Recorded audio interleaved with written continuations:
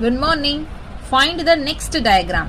So கொடுத்திருக்க இந்த diagramல next diagram, next pattern கண்டுபிடிக்க போறோம்.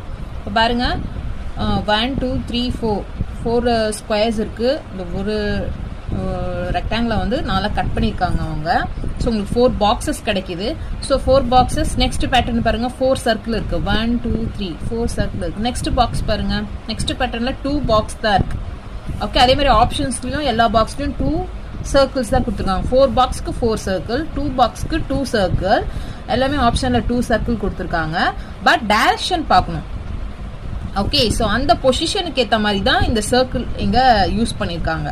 ஸோ இந்த பாக்ஸ் எந்த பக்கமா அரேஞ்ச் பண்ணியிருக்காங்க பாருங்க, ஸ்லாண்டா ரைட் சைடு அரேஞ்ச் பண்ணியிருக்காங்க. ஸ்ட்ரெயிட்டா கிடையாது, ஹரிசான்டலாவும் இல்ல, லெஃப்ட் சைடும் இல்ல, எந்த சைடு இருக்கு, ஸ்லாண்டா ரைட் சைடு. ஸோ ஆப்ஷன் ஏ.